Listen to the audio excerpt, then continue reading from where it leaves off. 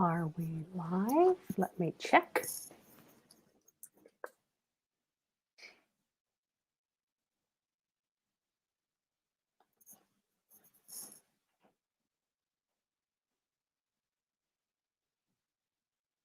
Yes, good. Hey, it is Wednesday.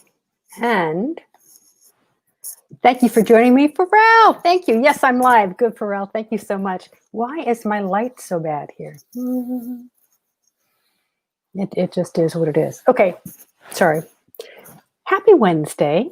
I'm Elise Tager. I am a business coach for ambitious female entrepreneurs and creator of the Solo to CEO program. And I am delighted to be here with you today. This is probably the favorite part of my week. So glad that you're here with me. So as always, y'all, I am broadcasting from StreamYard, which is fabulous, except that when you pop up in the comments section on StreamYard, unless you click on the StreamYard link that you should have seen in the group, you just show up as a Facebook user. So if that's the case, if you put your name in the comments, I know who's here, which is really more fun for me because I'm talking to people, not at them. So please do that. So if you are here with me today, I am delighted. We are talking about CEO time and why it's so important to have this as a time block in your calendar. If you're watching the replay, as is always the case, drop in comments. I would be delighted to circle back, which I always do, and respond to your comments, give you some coaching, some feedback, some input, answer your questions, what have you. So if you're on the replay, all is not lost. I'm glad that you're here. Just know that I'll be interacting with you later in the day. So who's here now? I see Pharrell. Yay, you're here. Deborah Brown, so glad you're here. Michelina, so glad you're here. Chelsea, hey, sweetie, so good to hear you. See, hi, see you here. So let me get started. This is a big topic, or this is an important topic, and I have a lot to say on it, and I have opinions about this, so I want to get started. First of all, just for fun, how many of you are using time blocking in your calendar so that you allocate in certain times of the day and or weekend or month where you're doing specific things? Drop a comment in the comment section and let me know if this is part of your self-management strategy. I hope the answer is yes, because it's really important. But let me talk specifically about CEO time. So let me step back. Did I introduce myself? I'm a business coach. I work with women who are either solopreneurs or entrepreneurs who've been in business for a while and may even have a team, but they're still locked into that worker bee modality where they're just doing all the work. And in my coaching, one-to-one coaching, and in my programs, I help those women, that might be women like you, get out of worker bee, get out of the solopreneur mindset, and go through the process of becoming the CEO to your soon-to-be thriving business. It's a process. It takes steps. So that's who I address. That's what I do. And so I'm here in the group, and today we're broadcasting into all of my groups. So this is the Solopreneur to Entrepreneur group, also the Solo to CEO group on my business page, on YouTube. We're all over. So wherever you're finding me, just as an introduction to who I am and what I do, so you're not wondering. So let's look at some comments. A Facebook user says, sometimes but not consistently as far as time blocking goes. Deborah says, I do now since you talked about it. Time blocking is better than a to-do list. It's kind of in addition to a to-do list, but I think that time blocking, Deborah, is far more important than that to-do list. So thank you for that comment. So one of the time blocks, when I talk about time blocks in either my coaching or my programs, one of the things I talk about a lot is time blocking, the importance of time blocking, where you are in charge of your calendar so that you are deciding what you're going to do when. even checking your emails, even checking your voicemails, even going on to social media, you're in charge. And your job as a CEO of your business is to make sure that you are using your time appropriately. And if you're a CEO, what you should be doing then is focusing most of your business, not on most of your time, not on the worker bee stuff, although that has to get done. But you, Ms. CEO, have to be elevating your activities to new business development, new business generation, reaching out to find more clients and buyers, prospecting, creating visibility. You're the moneymaker, right? And all the other stuff should be handled by other people. We talk about that a lot in the Solo to CEO Launchpad. I'll talk about that in a second. But the time blocking aspect of it makes sure that you are in charge of your calendar. The CEO time block, which is what I'm talking about today, is one of the things that usually gets forgotten, similar to self-care. It gets forgotten. So what is CEO time?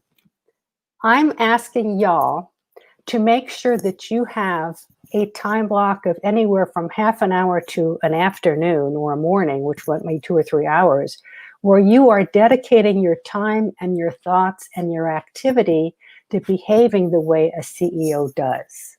Not the worker bee, not the get it done gal.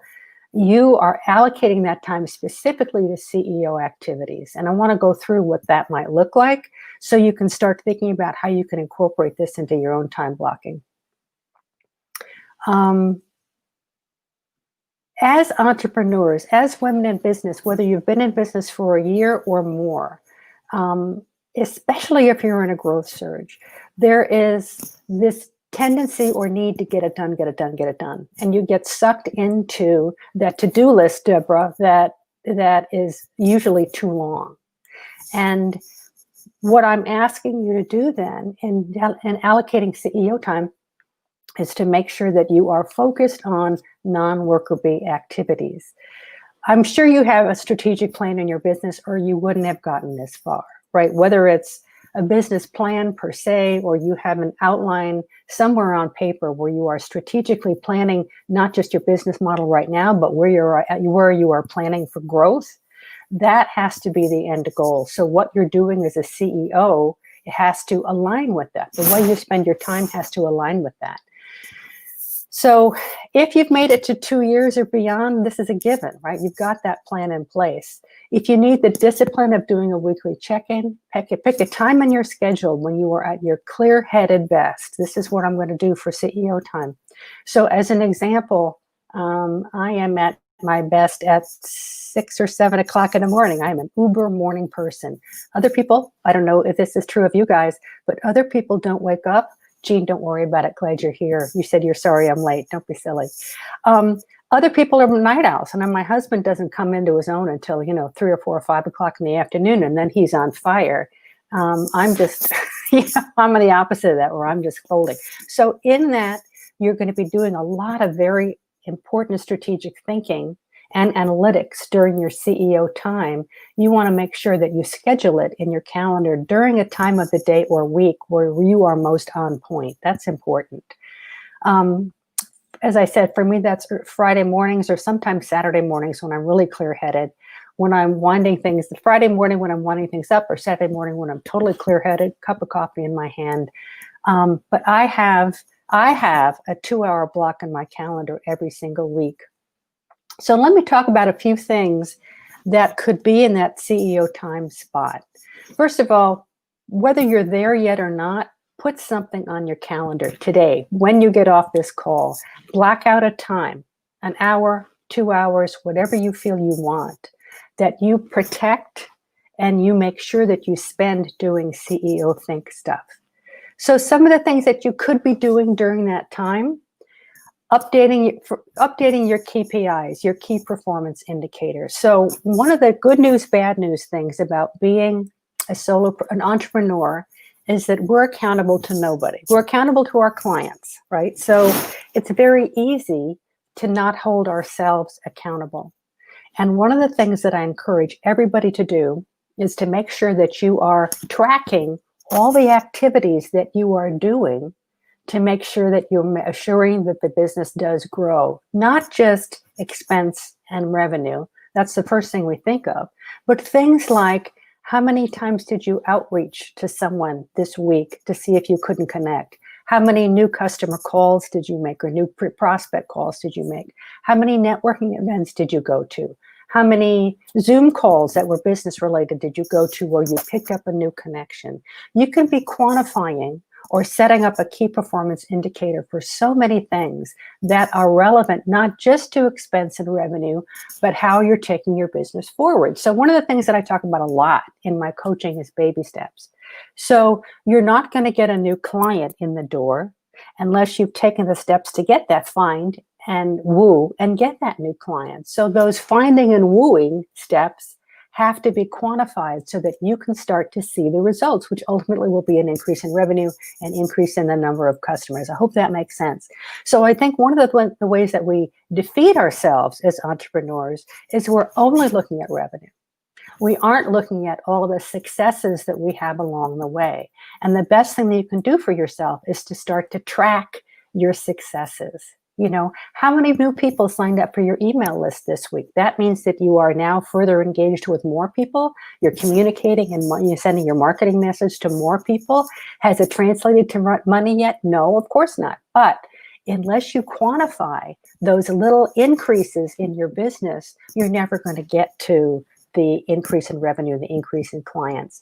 So KPIs, key performance indicators, is going to be different for all of you, or many of you, because you're all in different businesses, but you decide what you want to be measuring. Take the time to do that so that you can, on a weekly or a monthly basis, go back and update your KPIs. I am a spreadsheet junkie, I will admit that to you, but with pride. But it would behoove you to have some kind of a chart or spreadsheet that you update weekly with your progress in your key performance areas, right? So that's one thing that you can be doing during your CEO time. Very analytical. How am I doing reality versus what I hope to do in my KPIs? Okay, another thing that you can be doing in your CEO time. Guys, I'd love to hear what you want to track or track on an ongoing basis. What's important to you? Again, I threw out a bunch of ideas, but maybe there are things in your own world that I haven't mentioned. So I'd love to see those, and we'd all love to see those so we can share and get ideas from other people. So at least monthly, we're back to CEO time. I encourage you to have a CEO block every week. So you're at least looking at performance for the past week. At least once a month, you want to look at your profit and loss statement, right? You need to be absolutely aware of your numbers, and you need to know if you're actually profitable or not. You need to know if your revenue is growing or not. These are report cards for yourself, right? This tells you, where do you need to spend more work? Where are you maybe spending too much? Where can you do better? Where, if you don't look and you don't know, oh my gosh, you're creating a rat's nest for yourself until it comes to tax time. So on a monthly basis, whether you're working with a bookkeeper or not, take the time to look at your P&L and or your revenue and expense and figure out where you are. If you're not profitable, is that strategic, right? You know you're not going to be profitable for the first year or the first 18 months, and that's okay. Or is it a surprise? Or are there things that you can do to influence your profitability? This should be something you look at every single month. My bookkeeper sends me my P&L statement every month, along with a video of how she's analyzed what's going on. I look at that every single month. If I didn't have a bookkeeper and I was doing this before, I absolutely did the same thing. So that's another thing that you can be doing with your CEO time. Any comments about what other things you guys want to track or can track? I'd love to see. Let me just make sure that I'm picking up all the comments here. I am. Okay. All right. More things that you can be doing with your CEO time. This again, remember we talked in an earlier Facebook Live about the difference between solopreneur think and CEO think. The solopreneur, The woman working alone has their head down because they're focused on to-dos and worker bee stuff and can I get it all done and productivity. The CEO has their head lifted so that you're looking at the horizon for planning for the future, planning for how that growth is going to happen, planning for what the business is going to look like next quarter, 2 quarters from now, a year from now, 5 years from now. That's the CEO vision and the CEO focus. You lift your head from your desk. So one of the things that you should be doing during your CEO time, maybe not every week, but certainly once a month, is doing some long-term and short-term planning. So if your 3 to 6 month plan is nailed down, then revisit it. Right? Did you do all the webinars you wanted to do? Did you have all the Facebook Lives you wanted to do? What were the results of them? Did you get loosey-goosey about when you were doing events that you should have been doing or could have been doing or planned to do? So take a look back. As I said, with your KPIs, you're doing that analytically, but look at what you planned to do, had a plan to do in the past quarter, and look ahead. Were your webinars successful? Were your courses successful? Did you get as many clients as you wanted to? Is there another course that you'd like to create? Is there another line of jewelry that you've been thinking about that you could put into your calendar? This is when, if you're one of those people who needs to be visual, maybe you've got that calendar, that year at a glance calendar on the wall, and you start blocking in what are the things that you want to start planning or put in place for Q1, Q2, Q3, Q4 of next year. So that's the kind of long-term planning that you can be doing. Short-term planning, so here we are almost at the end of Q4. We've also talked about wrapping up Q4 with a bang. I talked about that a couple weeks ago, and if you want help with that, let me know. But now you want to be looking at 2021. And now you really want to have what Q1 is going to look like nailed down. How many events are you going to have? How many people are you going to hope to bring in? Do you want to introduce another coaching package, another line of product, another whatever it is? This is when you want to start blocking out what you're going to accomplish in Q1. You only do this stuff during CEO think time, really, because it's too easy to get caught up.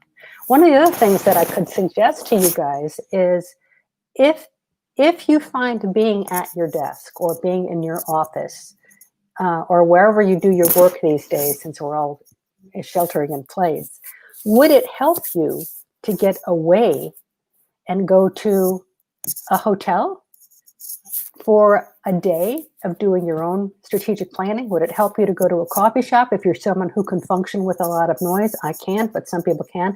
Would it help you to just get out of your environment and plan a three-hour session somewhere else so you can stay super focused on that short-term and long-term planning?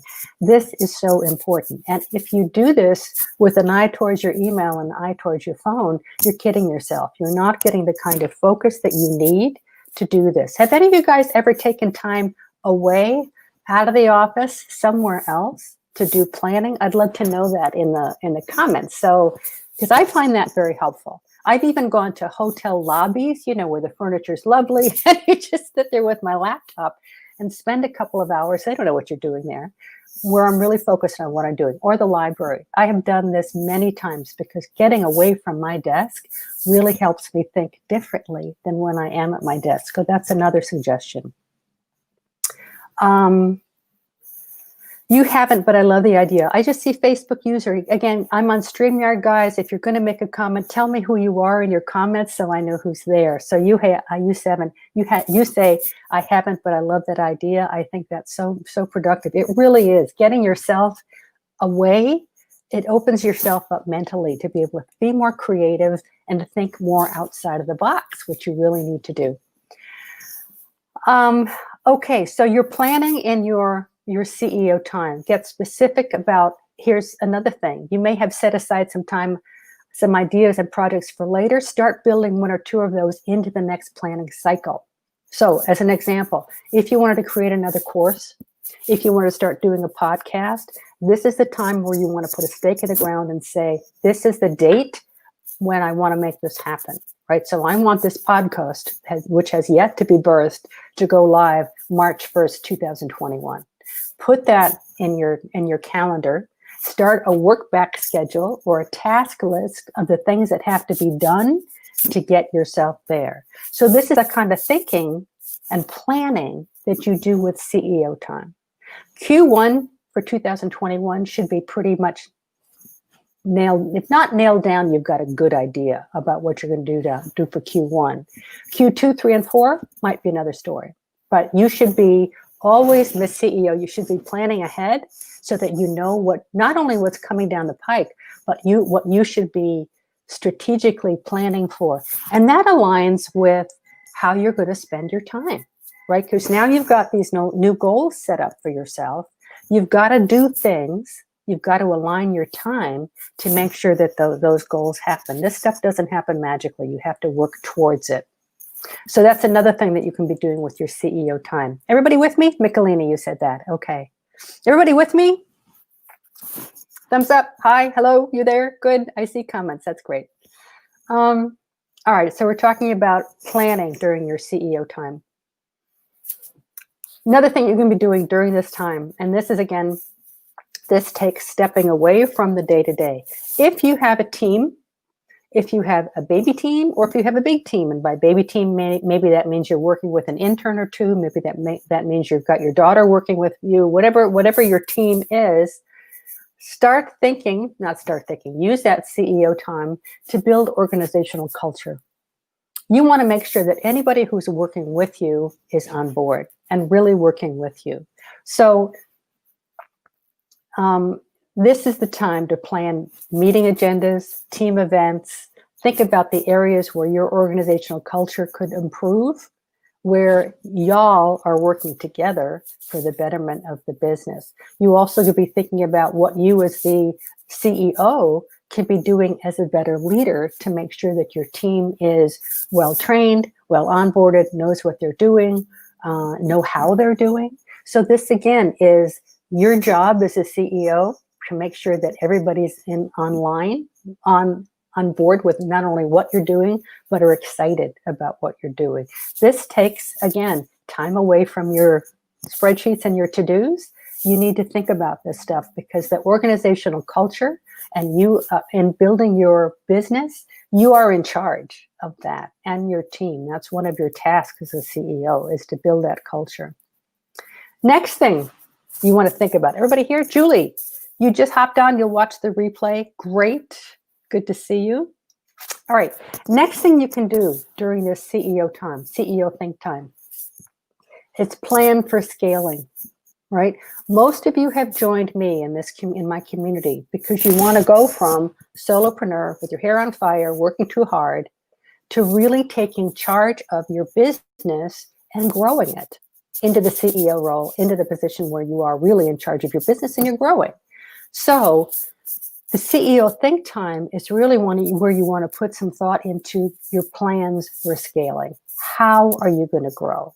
Does this mean, what is the next stage of your business going to look like? And that might not be next quarter, that might not be next in Q2, but you want to have a plan together for where you're going to go. One of the things that we talked about during my clients in the CEO program, one of the things that we talked about a couple of weeks ago was their org charts. And the use of the word organizational chart seemed kind of counterintuitive for an employee, for a non-employee, for an entrepreneur, right? Because I brought up the topic of what does your org chart look like? And everybody looked at me like I had a hole in my head. What I mean by that is, who's on your team, right? You're at the top, you're the CEO. Who else is doing things for you? Do you have a copywriter? Do you have a bookkeeper? Do you have a lawyer? Do you have fill in the blank? Do you have a VA, a virtual assistant? Do you have a business ops manager? These are all people that are part of your org chart. Whether you think about it or not, they're all working either in partnership with you or for you in some way. This needs to be thought about. And if you're going to grow, where else do you need to plug in additional people and or resources to help with that growth? So it could be that you don't have a bookkeeper right now, and this is the first thing you feel you need to do to get that off your desk so you can free yourself up to be Ms. CEO. So that is where the long-term planning would come in. the plan for scaling comes in. When are you going to hire a bookkeeper? Do you feel that you need more than one VA? One of them is focused on customer attention, customer focused. The other one might be back end focused. Maybe it's time for you to get a salesperson. You know, those of us who are scaling our business can't be in sales mode forever, because you can't be in that position. You've got to be able to turn the sales process, meaning the outreach to find prospects and the ability to convert them. You ultimately have to turn that over to a sales specialist. Maybe this is your time, or maybe this is where you want to say, okay, by Q4 of 2021, I need a sales animal or a salesperson in here to help me really grow the business. Is this something you're going to do tomorrow? No. But unless you have a game plan, and I do love the visual of an org chart, which sounds awfully corporate, but it helps me to think about who's on my team now, what are they doing, where are their holes, because there are certain things that aren't getting handled well. Where could I fill them out? Where is someone overloaded and I need to give them additional support? It's helpful to see that visually. Again, that big whiteboard where you can put that all down. Planning for scaling. If you're planning to grow, and I know all of you are, or else you wouldn't be here, putting those plans in place takes thinking strategically before you start doing it. So this is another thing that you can be doing during your CEO time. Okay. Any comments, guys? No, you're all listening. Good, good, good. All right. Another thing that you can be doing during your CEO time. You're certainly not going to do all of these at once. You're not going to do all of these in that hour or 2 hours that you've set aside for a Friday morning or Friday afternoon. And again, that's why maybe a once a month bigger CEO block makes sense. Maybe once a quarter, this makes sense for the bigger things, right? Maybe that thinking around how you're going to grow, how you're going to scale, maybe that's a once a quarter thing where you can start blocking out, okay, I can see by Q4 of 2021, I know that I want my revenue to be fill in the blank. I know that I'm going to need more support in the following areas to get there. Let's put that on my scaling plan so I can start planning towards that. If you don't do the thinking up front, if you don't do the planning up front, you're going to be at the effect of just willy-nilly, and you don't want to be that. You want to be strategic as the CEO and do your planning. So in that same vein, one of the things you can be doing also is building playbooks, which is the processes for scaling. If you're bringing people in, you have to find those people. So you're going to go through a job definition, job description. You're going to have to get it out there. You're going to have to interview people. You're going to have an onboarding process. You're going to have a training process. And then you're going to have some kind of process for evaluating that new person. Whether it's an employee or a contractor, you have to be doing some form of this for anybody who's working with you, because you have to assure that you are getting the right people and that they're doing what you want to do in the way that you want it done, up to your standards. So all of that process needs to be happening. So this CEO time might be the time in which you build those playbooks. You know, can you build out either on paper or in videos, the training process for how you want something done, right? If you have customer problems, this is how you would like them handled. You know, you might put together a frequently asked questions document, an FAQ document of the 20 questions you get asked most, fill in the answers and make sure that you have that ready to turn over to whoever's going to be the customer facing person, right? This takes time up front, but it will give you so much time back on the back end. So as we're talking about scaling, the more playbooks, the more templates, the more training methods you can put in place. Yes, they take time. Yes, they take time away from you being the CEO person that you want to be, but this is part of what you need to do as a CEO. The more you can templatize or put these processes into a repeatable basis, the better you're going to be. You're always going to be looking for a new VA. They typically come and go in a year or 2 years. If you're hanging on for them longer, Good for you. That doesn't happen all the time. But if you're going to set up a training program for a VA once, do it so it's duplicatable, so you don't have to do it again. So building those playbooks, those, what it takes to set up my webinars, what it takes to set up my newsletter, what does it take to do my social media strategy for me, those can all be systematized so that you can turn those on over to someone else. This is the kind of thing that you might want to take your CEO time to do. One of the last things that we don't do enough, I think, as entrepreneurs, is you want to check in with yourself and your own performance, right? And I don't just mean evaluating your expenses and your revenues. We tend to default to the money. But what I really want to encourage you to do is to take a look at how you are doing as a CEO. How are you doing in your business from your perspective? Where can you celebrate? And again, I'm a big one for baby steps. Can you celebrate that this month you got 4 new proposals out? That's a big deal if you're trying to grow your business. Did you have a difficult interaction with a potential client? How did you handle it? Or with the client, how did you handle it? Could you handle it better? Do you want to work on your delivery? I have a tendency to be very curt and I've known this forever. So over the years, I've had to really soften my delivery so that people don't think I'm nipping at them. Take a look at yourself and how you are performing as a CEO. If you want to journal on that, if you want to keep a document going about how you've done as a CEO, again, that's only going to help you as you're growing. So take the time to put the mirror up so you can take a look at how you are performing as the CEO of your business. Are you taking enough risks? You're never going to grow unless you put yourself out there, unless you take some risks, whether financial or emotional. You've got to be constantly pushing the envelope. Did you take enough risks last month?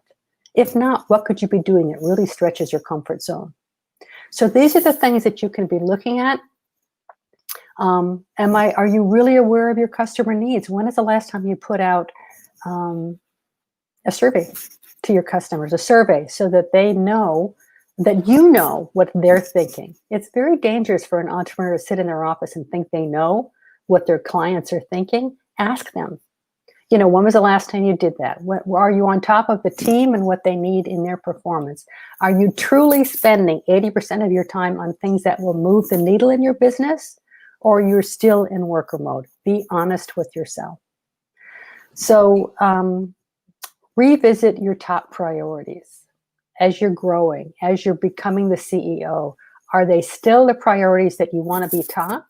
How are you doing with those priorities? And be honest with yourself. Working alone or with a small team, again, as an entrepreneur, you are accountable to no one. So make sure that you are accountable to yourself so that you know how you're doing. One of the Finding Nemo is one of my favorite movies. And in the extended version where they have behind the scenes stuff, there is a wonderful behind the scenes clip where they've got many of the illustrators or writers or whoever in their office, and they're all napping. And the boss comes in and says, "What are you guys doing? This is work time. What are you doing?" And one of the lead animators looks up and says, "This is story think time. We are thinking about what we have to do." And I want to encourage you to take story think time. I'm calling it CEO think time, but give yourself the benefit of being able to take a look at the business from a high level and your performance from a high level so you can improve as you go forward. So that's what CEO think time is all about. This is crucial, peeps, because if you don't allocate the time to do this, it won't get done. And again, as you're leveling up to become the CEO, this is the kind of activity that you need to be focusing on. If you're still struggling with to-do lists and the worker bee stuff, we've got to work on that because it's going to keep you small and keep you from growing. So in that vein, I have 2 things to invite you to. and I'll put these in the comments above the video once I file it. First of all, any comments, anybody? I threw a lot at you. Any comments that you want to share? I'll wait. I'll come back and see if there's anything. All right, 2 things I want to invite you to. The next Solo to CEO Launchpad is starting November 30th. That is my free 5-day workshop where I put you through the process that I put my clients through for how to go from solopreneur, hair on fire, working 24/7, not able to let go of the worker bee mode. What are the steps you need to be able to get out of that so that you are thinking and behaving and growing like a CEO? It's a process. And so I invite you to join me so I can walk you through this process. I put a link to when to sign up. It starts November 30th. The sessions are just like my Facebook Lives. They're at noon Pacific time every Monday in the group in the group for 5 days. So it's Monday the 30th through that Friday, and we'll have a different topic every week that is going to help you get along in the process. Frequently, the reason that you're stuck in solopreneur mode is you don't know what the process is to get yourself out of it. So that's what that Launchpad is all about. I share you with my proprietary process for how do you get from solo to CEO in 5 steps. So that's that. The other thing I want to share with you is I'd love to know more about your business, and I'd love to know how we can work together and how I can help you. So if you would like to set up just a get acquainted call with me, freebie, just share with me what your challenges are, what is on the top of your I can't get there from here concerns. Let's spend 20 minutes on the phone together and let's see if I can't jiggle you just enough that you can get beyond your stuck point. So I also have a link to sign up for that call, and I'll put that in the video above. So that's it for me today. Let me see comments back here. Pharrell, you're so funny. Pharrell, you're feeling overwhelmed just with all the goddess. You're trying to figure out step 1, and you're feeling lucky I've made it 6 years without a strategic plan. Okay, well, if you made it 6 years without some kind of a plan, you're doing something.